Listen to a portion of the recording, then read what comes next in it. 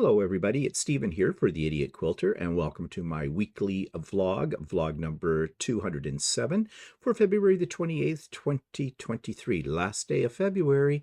Hard to believe, already 2 months gone in this year. So let's jump right into what I have been working on, and this is a leftover quilt. That's what I call it, and I think Karen Brown on Just Get It Done Quilts calls it the same thing, or an after quilt. I think she calls it an after quilt.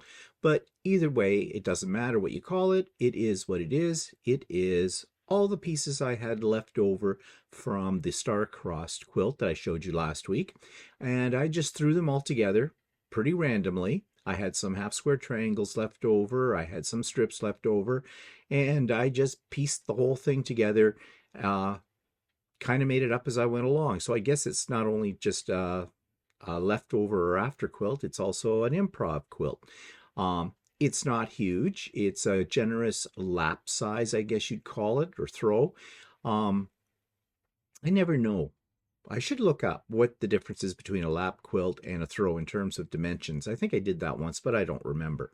But anyways, it is a little wonky. Now, it looks a little more wonky in this picture because when I took this picture, I had just taken it out of the dryer, I had washed it and dried it, and threw it on the floor and took a picture of it. So it's not completely smoothed out. Also, I doubled the batting in this particular one just to see how that would work out.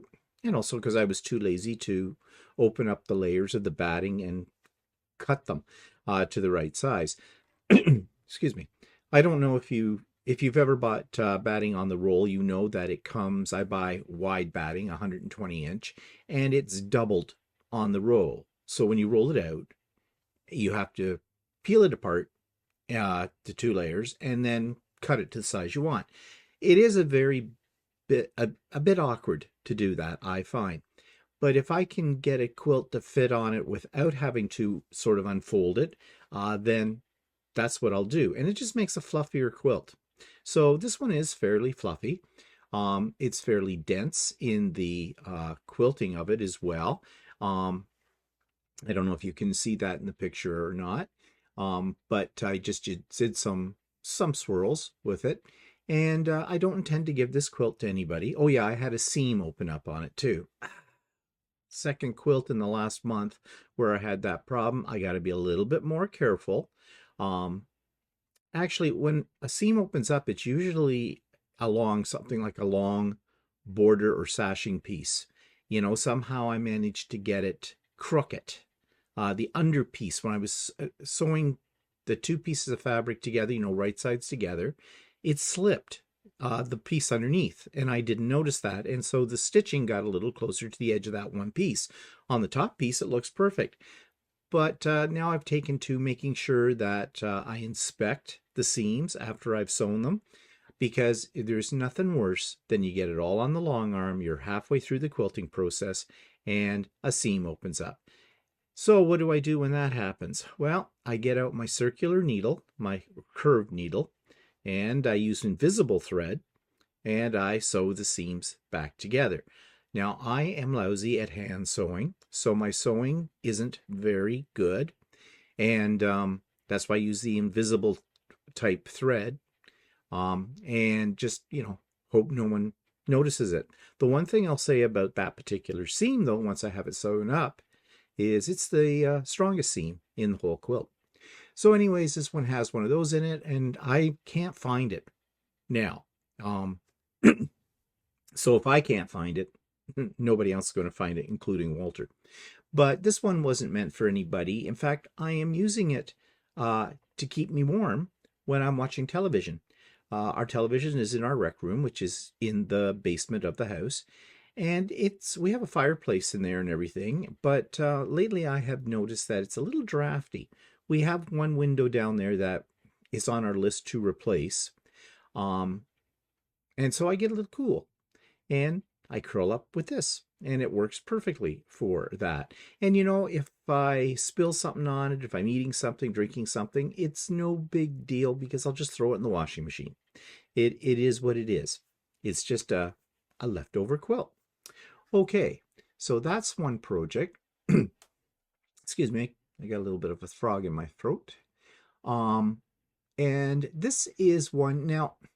Okay, this one I threw together on the pop-up sew day that I had this past weekend, and it is a design by a good friend of mine, Kim Jameson Hurst, who runs The Quilter's Way and Chatterbox Quilts, and you've heard me talk about the membership site, The Quilter's Way. And she designed this for an upcoming project that she's going to manage on the Quilter's Way site. But I jumped on it a little bit quicker because I kind of like the design of it, and I needed something to clear my palette a little bit, my creative palette. So I had some charm packs. Now, so I dug the charm packs out and used them for this quilt. Now, that meant that I altered the size. She had you cut or make 3.5-inch unfinished HSTs for this. I used the charm pack and backing fabric, all cut as 5-inch squares. And when I made them into half square triangles and trimmed them, they came to 4.5-inch, which is fine because everything was the same. So it just made a little larger quilt. This quilt measures 45 inches square. And that is basically, I guess, a size for a throw. I had a few little problems with it. Don't I always? I've got the hiccups now. Ugh, frog in my throat and hiccups. What is it? I didn't have this until I started making the video. Anyways, bear with me, please. Sorry about that. I do have a couple of parts where my corners don't match up, so I've got little jaggies. Now, once it's quilted, you know, have a friend that says it'll quilt out. Yeah, people won't really notice it. Again, this is a quilt. I don't know what I'm going to do with it. It could be a charity thing. I don't know, though it's kind of small for a charity thing. It might be okay for a baby, although doesn't look very baby-ish. I don't know. I made it. We'll see. I haven't got it quilted yet, as you can see. Now, why did I get these jaggies like up here? You can see one. It's kind of obvious. The reason I got the jaggies was because 5-inch squares in a charm pack are not necessarily 5-inch squares. These squares were pinked. I hate it when they pink them, but they do that on most of them just to keep them from unraveling, I guess, or fraying. And you really need to measure them before you use them in a quilt because they will be off. It depends on where they're measuring from. Are they measuring from the inside of the little pinked triangles, like the valley, so to speak, or from the outside to the points? So I didn't do that. And although they're very, very close, and some of them were actually 5 inches, some of them were off by maybe 1/16 of an inch or something, but that adds up. And it can cause this problem. Now, I tried hard to get those points to match up, but I guess I didn't try hard enough. I suppose if I had spent a little bit more time on it, I could have avoided that problem. But, you know, it is what it is. Better done than perfect, all that kind of stuff. And really, this wasn't a serious quilt. I just wanted to use up some charm packs. I thought this one would work very well with it, and I like the design. And knowing what I know now, I may return to this design and do it as a bigger quilt. What I could do is make the half square triangles 2.5 inches unfinished and treat each section as a block on its own and maybe do 4 blocks that look like this and, you know, add some more borders and things to it. It could make a really interesting quilt. Actually, it would take quite a while to make a quilt like that because there'd be a lot of half square triangles. However, I have already a whole lot of 2.5-inch squares from my stash cut out that I use as leaders and enders. So, you know, I could possibly do something like that. Thinking out loud. I think I just created another future project for myself. It happens. Okay, so let me go back here. What's been happening? Well, besides doing those quilts, I have been working on my block of the month. I have been, another reason why I did that candy swirl. Oh, by the way, that is a free pattern. If you go to YouTube and you look up Chatterbox Quilts, and you should be a subscriber to that because it's well worth subscribing to. The latest video, I believe, that's up there, and I think she calls it Candy Swirl, will have in the show notes the link to the free pattern. So, you can make this too. But anyways, back to what I was talking about. I kind of made that one because I've been procrastinating about doing my homework for the block of the month class that I'm taking for the Color Splash. It's the quilt I've shown you in bits and pieces that has a lot of applique on it. And I don't mind doing applique. In fact, I kind of like doing applique. However, you got to be in the mood to do applique, I think, because there's a lot of little bits and pieces, at least in this quilt's case, that you have to cut out, back with steam a seam, then stitch it all onto the pieces and whatnot. So yesterday I decided, actually on Sunday, I got all my pieces back with steam a seam, got them cut out, ready to go. And yesterday I started doing the applique. Now I'm not finished, but here are 4 of the pieces that have applique on them. Now there's a bunch of other blocks that I have to make as well, so I'm going to get started on those today too. It's going to be a really stunning quilt when it's done. Well worth the effort.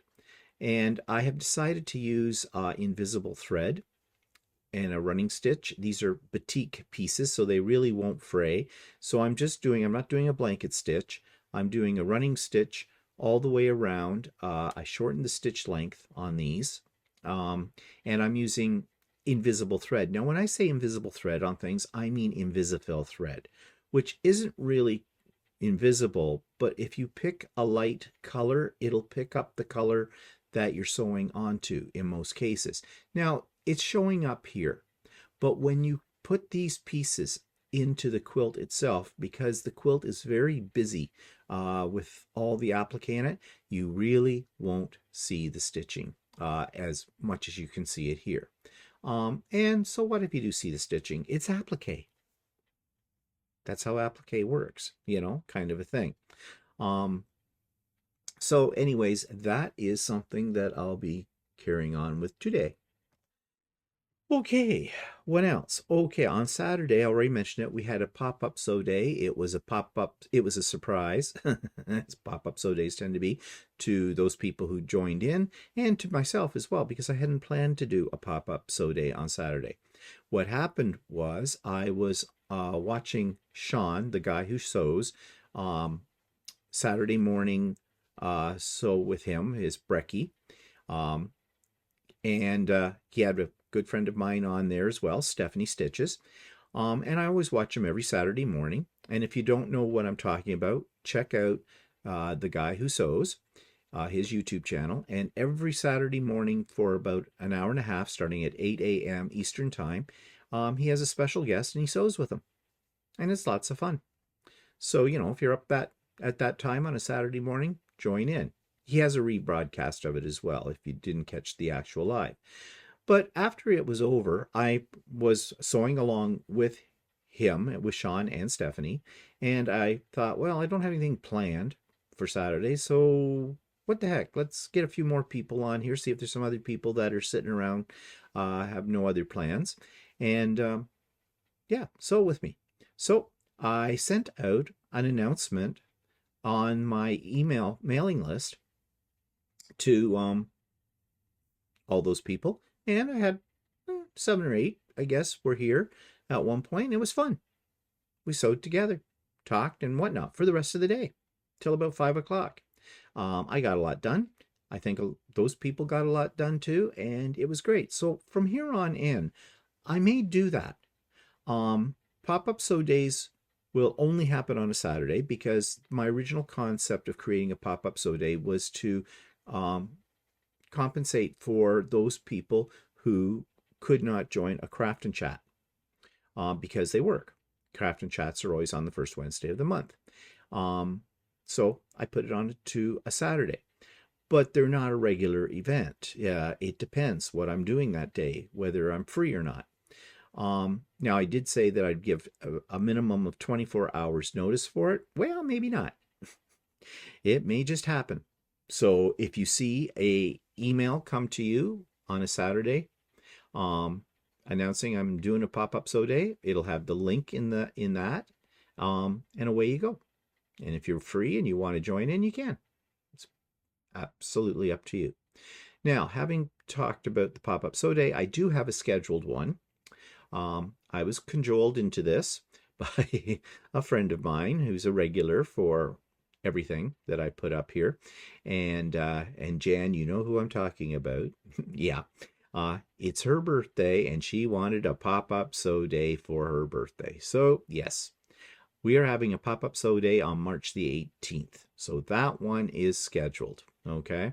So I'm giving you advance notice of it now. I will send out in advance as well. In that week, the few days just before it, I'll send out an email to everybody that's on my mailing list. And I'll also put it in my show notes that week into the things that I put up on YouTube. So everybody will have it. So come and celebrate my friend Jan's birthday on March the 18th with a pop-up sew day. All right. So other things coming up tomorrow, Wednesday, which is March the 1st, in the morning, starting at 9 a.m., it's our regular Sew with Stephanie and Stephen. All are welcome to that. The link is in the show notes for that. And that starts at 9 a.m. Eastern Time, March the 1st, Wednesday. We have it every Wednesday morning starting at 9 a.m. And did I mention I said 9 a.m.? Just to make sure, it's at 9 a.m. Eastern Time. All are welcome. And it's scheduled for about an hour and a half. It's very much like a pop-up sew day or craft and chat. We just bring whatever we're working on and we work on it. There's no scheduled tutorials. There's no class or anything involved in it. It's just a chance for you to do some morning sewing every Wednesday.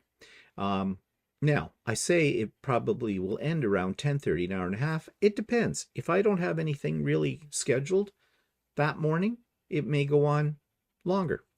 And Stephanie may be there for that time or not. She has a busy life as well. So, but usually for me, if I can stay on longer, if I'm in the zone, so to speak, then I will. And so that means it'll run longer. And it's not impossible that it might run the whole day. So there you are. And of course, it's a come and go thing. So, if you can't stay for the whole time, that's okay. If you can't come right at 9, but you want to be in there, say at 9:30 or whatever, that's fine. And if it happens to run all day, come in anytime you want. So, yeah. It looks like lately the things that I have been more involved in when it comes to sew days is, I'm doing them a little bit more frequently with all these things. And well, if you don't mind, I don't mind. What the heck? Why not? It's easy. So, and of course, craft and chat. Now, this is what's going to happen on this particular Wednesday. Because just by the way the calendar works, Sew with Stephanie and Stephen and Craft and Chat are on the same day this month. But that's not going to be every month that way because I do the Craft and Chat on the first Wednesday of every month. So what's going to happen with Sew with Stephanie? We got to get a shorter name for that. I get tongue-tied with our names. Sew with Stephanie and Stephen. It's all this alliteration happening here with the S's. I will probably leave that up and running until about 12 noon. Then I will stop. I will go for some lunch and I will come back, but I will come back in Craft and Chat.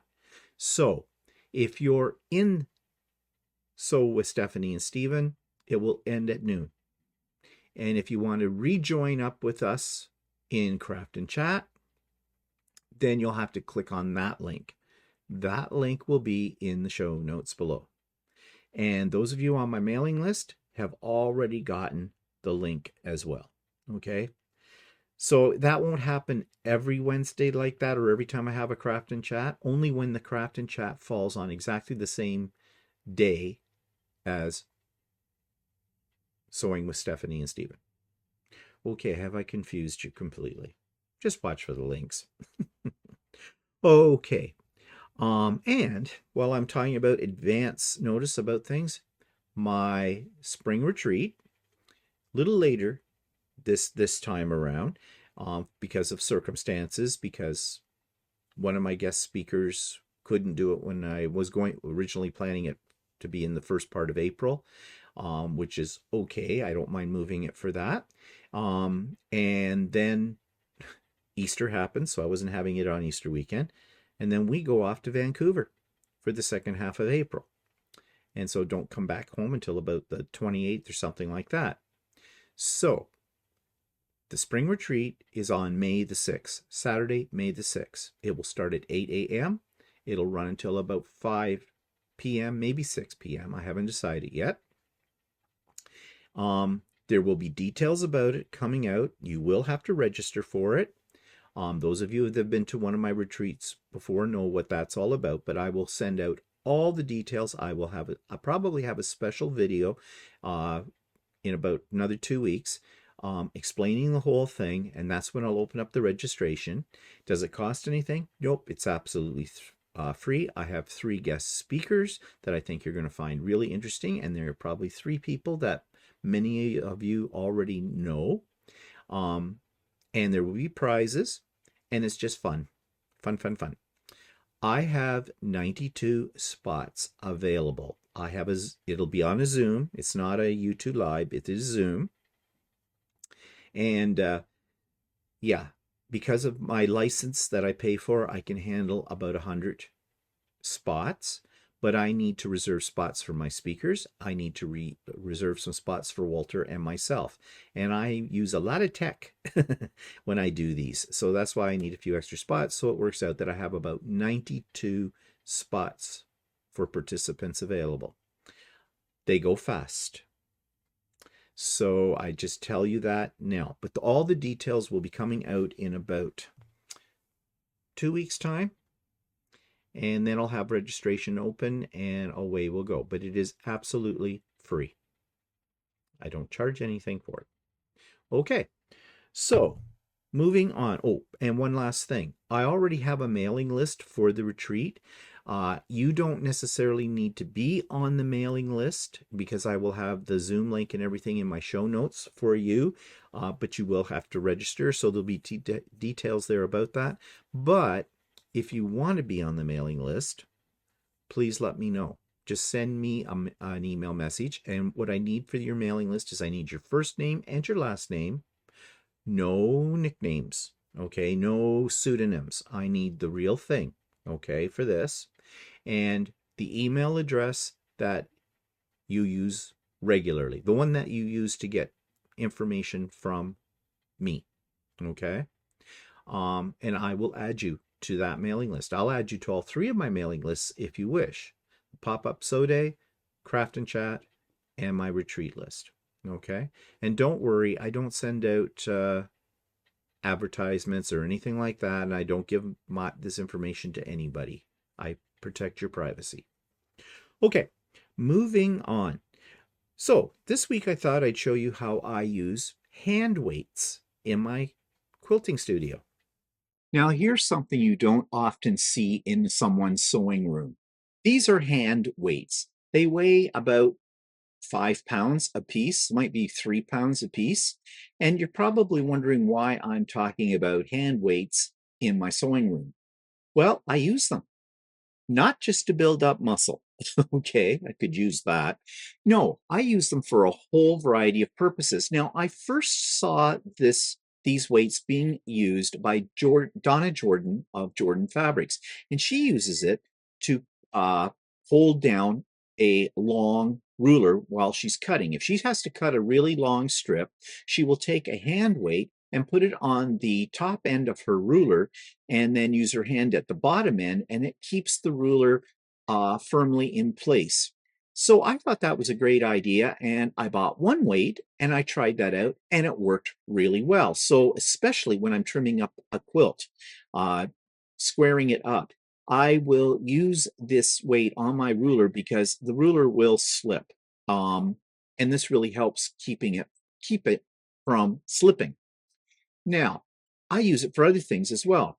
My sewing table or my cutting table is about 60 inches long, but it has other things on it. So if I'm trimming up a quilt, for example, or I'm trying to flip my binding to a quilt in preparation for sewing it down, I will have my quilt hanging off of my table, and all of that weight tends to make the quilt slip.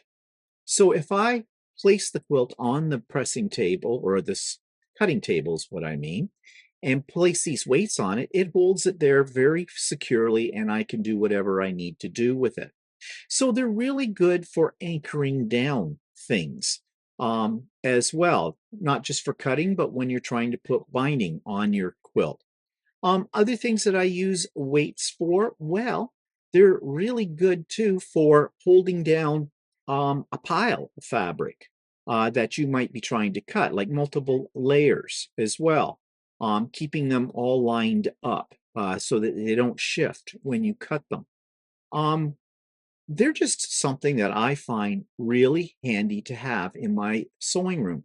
And there's other things I'm sure you will find them useful for. Anywhere where you need to have a light weight on something, well, they basically act as a third hand in many ways. So if you don't have a set of hand weights, and they're not usually very expensive, I think I bought these at Shoppers Drug Mart, a drugstore, in the part of the drugstore that have things to help with aging and that kind of thing. I'm sure they never thought that they'd be selling something like this that was going to be used in a sewing room. But they're really handy to have, and they cost maybe under $20 for one. I think actually it was under $15 for one of these. So you might want to consider getting a couple of little hand weights to use with your quilting projects. And that takes us to the subscribers quilt of the week. This comes from Maureen Tager. And yeah, let's take a look at her lovely creation, shall we? This week's quilt from a subscriber is one done by Maureen Tager.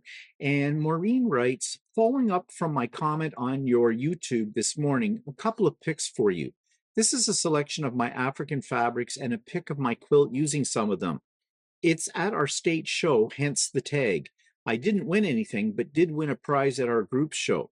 The competition was very stiff, ha ha. Hope this is of interest to you. Well, it most certainly is, because lately I have been fascinated by African fabrics, and I really love what you have done with them here in this quilt. And I am quite surprised you did not win an award for this, because I think it is stunning. It has a very modern feel to it, and the quilting in it looks really, really appropriate to the African fabrics. It really, in my mind, sets the fabrics off. Um, Wonderful colors. That's what I like about African fabrics. And I love the unique layout, the abstract design that you have created here as well. So this is a really beautiful piece, Maureen. It should have won an award in my opinion. And thank you so much for sharing it with us. Now, the YouTube channel of the week is all about foundation paper piecing, and I know a lot of people are into that. So this is a really great video because it shows you a method that I find really easy. Recently, I tried my hand at foundation paper piecing with a project that came from Stephanie Stitches, and I had a lot of success with it. However, I did not use the technique that maybe most people use. Now, I have done foundation paper piecing in the past and have usually gotten myself pretty much screwed up with it because, having to flip the paper over, looking at it in reverse and all that kind of thing. And then, of course, you've got the whole chore of pulling the paper away from your block after you're finished sewing it. Well, then I discovered this video, and this may not be new to many of you, but it was new to me, and it works really, really well, and it's definitely the method I'm going to use for future foundation paper piecing. things, for lack of a better word. So this particular YouTube video is from the sewing channel, and it's called New Way Foundation Paper Piecing FPP Quilt Block Technique. You don't have to use more than one pattern for this. So you're not printing off multiple patterns because you're not ripping them away. You don't have to worry too much about having to look through the pattern as well to line up your pieces of fabric. And once you've done one piece with this method, the rest go very, very quickly, and it gives you the same results as some of the more traditional ways of doing foundation paper piecing. So if you want to learn a new technique that I think you're really going to like, then you should check out New Way Foundation Paper Piecing on the Sewing channel. So, what do I have planned for the future in terms of another quilt to make? Well, I fell in love with some fabric called Healing Waters. It's by Northcott, and I found a pattern that's by Patti Carey, and it's one I hesitated buying, and I mentioned this before why, but I did buy it, and I'm looking forward to doing the pattern. But here's what I'm talking about. Last week, I showed you the fabric that I bought from Mommy's quilt store in Saskatchewan. That was the indigenous pattern design called Healing Waters. Well, I also bought this pattern, and this is the pattern I want to use with those fabrics. Now, it's by Patti's Patchwork. And I have to say, I'm a little leery about this particular pattern. I really like the way it looks, but I've had some bad experiences with one of the patterns that had come from this site before. It was not very well written. And that was with the Canadian quilt that I did some time ago, if you remember. And I talked about that on my YouTube channel. But I'm going to give this pattern writer a second chance here with this particular pattern because I really like it. Now, I haven't read the pattern over yet, but I will be because I'm going to be very, very analytical about this before I start cutting up fabric for it. But hopefully it'll all work out and I will end up with this beautiful quilt. I just love these fabrics that are in it. So stay tuned. I'll be telling you about my success or my failure with this particular pattern in upcoming videos. Now, as far as interviews are concerned this week, I am not putting one up this week. Doesn't mean I don't have any, though. I have about 4 or 5 in the can right now. The only reason I'm not putting one up this week is because I accidentally posted 2 last week, and that throws my posting schedule out of alignment. And I have told the people that I interviewed when I would be posting their interview, so I don't want to screw around with dates now. So no interview this week, but next week there will be one for sure. Okay, that takes me to online fabric stores, and this one's called Rivers End Quilting. This week's online quilt store comes from Nova Scotia, Canada, and it is called Rivers End Quilting. And I have been exploring some of the quilting stores that are in the east coast of Canada because I'm going there come June, and maybe some of these I will actually get to. But in the meantime, let's take a look at what Rivers End Quilting has to offer. So on their homepage, you have a quick list of the things that they have to offer: upcoming classes, calendar and events, links, our services, product catalog. They have a little blurb about themselves, which says, "Welcome to Rivers End Quilting, your home to all things quilting and machine embroidery and sewing. Nestled in beautiful community of Howie Center, 5 minutes outside of Sydney River, Nova Scotia, Rivers End Quilting has everything you need for your next project. Whether you are trying it for the first time or an experienced quilter, machine embroiderer, or sewist, we make it fun. Come in and browse our wonderful selection of products, take a class, or shop online for Atlantic Canada's best selection of quilting, sewing, and embroidery products. We would be happy to help you." And then they have a section on news and their address and contact information. Okay, so let's take a look at what they have to offer in terms of shopping. So we'll go to this menu item, And right off the bat, they have free shipping on orders over $100. Well, that's good. That's very good. And they use PayPal as well, which is nice. But they also have I need a good design patterns, 40% off. This might be worth looking into.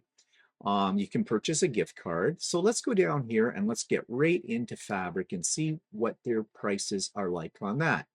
So they have it all listed by various categories: blenders, Canadian themed, Christmas fabrics, fabric pre-cuts, fairy frost. I love fairy frost. Flannels, Halloween fabric, miscellaneous fun stuff, Northcott, panels, sale fabrics, specialty fabrics.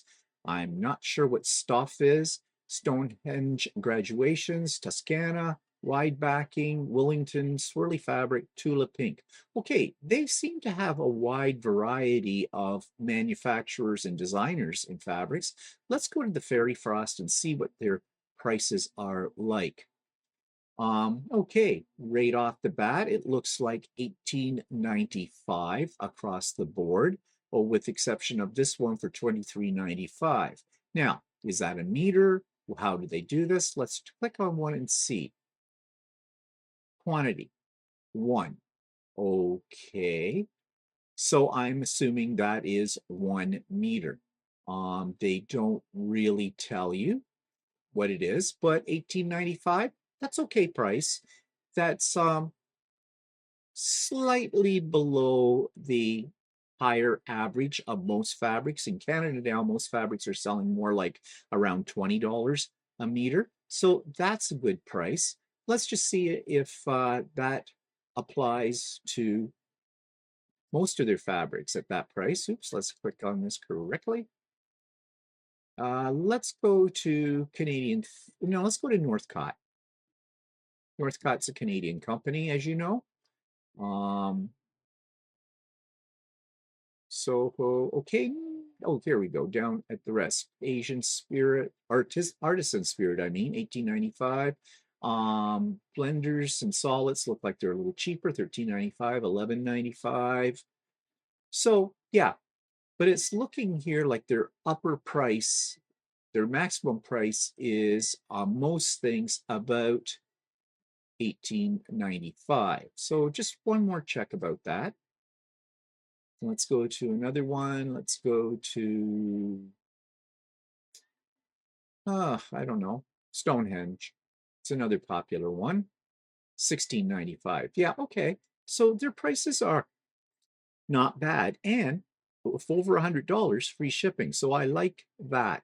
Now let's check out, I think I saw that they had pre-cuts. Yeah, here we go, panels and pre-cuts. Yeah, their prices are about the average, what you would expect. Do they have a lot to choose from? Not really. It seems that their pre-cuts are mostly jelly rolls and charm packs, and not really a lot here. In fact, quarter bundles, they say, but they really don't have a wide selection of pre-cuts. So what else was in their shopping section? They do sell sewing furniture, patterns and notions, quilt batting. Let's check out their price on quilt batting and how you can buy it. Arctic Cotton, I've never heard of that brand. So that seems to be, now they have heirloom cotton poly blend.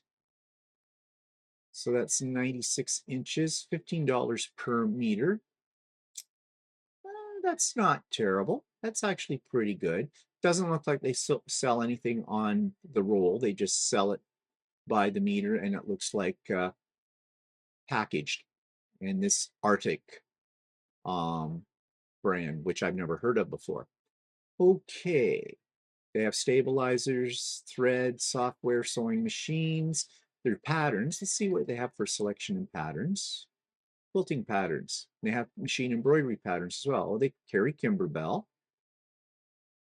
Bag patterns. So they have not a big extensive collection base of patterns, really. Let's go back. Oh, yes, they did talk about Anita, good design. Um, let's see. I think I saw it in here. Yeah, machine embroidery patterns. So I need a good design. Hoop Sisters and Kimberbell, Lunchbox Quilts. And those are pretty much the standard prices there. But if you're into Anita Good Designs, then well, they've got a fair selection of them. Yeah, quite a few actually. Yeah, a lot. Yeah, a couple of pages worth. Okay, what else can we look at? I noticed thread. Let's see what brand of thread they offer. Aurifil, Gutermann, Robinson Anton. I haven't seen too many places that offer, at least in Canada, Robinson Anton, specialty threads, and Sulky. Okay, let's do Aurifil because that's my thread of choice. 50 weight cotton, which is what I use. $14, $16.95, $19, it varies. So it looks like anywhere from $14 to $16.95 for a large spool. Okay, that's okay price as well. Nothing really to write home about, but it's still okay. Anything else in shopping we should be looking at? Notions. Well, notions are notions, right? Software. Interesting. What is this software? It's probably embroidery software. Premiere +2. This item's not available for purchase online. Okay. I am not absolutely sure what that is for or what that is. I have a feeling it's an embroidery program and it's probably for a certain type of sewing machine. And maybe if we take a look at what they offer for sewing machines, it'll give us an idea of what that probably works with. Okay, they sell Husqvarna, Viking, Pfaff, and Singer machines. Okay. Um, what else? Let's take a look at classes. They have an open quilting class. There are a lot of open quilting classes, which I assume you can go to. Wait, no, those are $175. It says, come sew with us. That's a lot of money. Thursday evening, afternoon. Why $175? Are they actually making something? They say, come and sew with your friends, work on any project that you want, start a new quilt or get back to some of those unfinished projects. Bring your own supplies. Price includes 12 sessions. Oh, I see. So basically about $15 or so a session. Okay, well, that's all right. It's a little different. I haven't seen something set up like that on other quilt sites I've reviewed. So that's a possibility for anybody that was in the area. They have open embroidery classes as well. Again, it's open embroidery. And specialty classes. Here we go. Mini retreat Santa wall hanging, window pane quilt, one done. So they have a fair number of classes and they have weekend retreats as well. 3 days of quilting sewing with no interruptions sounds like a dream. So is this at their store location? No, it takes place at Our Lady of Fatima Hall in Sydney River. They sew from 2 to 9 p.m. on Friday, 9 to 9 on Saturday, 9 to 2 on Sunday.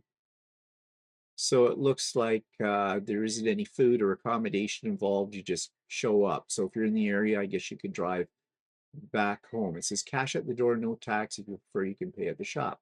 Okay. So it looks like you don't even have to reserve a spot. You just show up for it. That's interesting as well. Anything else we need to know? Well, we know about their free shipping, but if you had under 100, um, talk to you about setting up an account, shipping. They ship by Canada Post. And shipping fees will be 15% of total order within Canada and the United States. Okay. So if you're under $100, it's going to cost you 15% of whatever your total is. It's not horrible. $75, 15%, that would be what? About 10 bucks? That's okay. So overall, River's End Quilting looks like not a bad spot to go and check out what they have to offer. Their prices are reasonable. Their shipping is good, I think, in my opinion. And if you're in their area, they have a lot to offer you. So that's River's End Quilting in Nova Scotia. So that brings us to the end of another episode of the Idiot Quilter. And just a reminder about tomorrow, the things that are happening. Links are in the show notes below. So with Stephanie and Stephen in the morning, and Craft and Chat in the afternoon. And when I say tomorrow, I mean March the 1st. And if you, by the way, we're working on the sew along that Stephanie and I did a few weeks ago.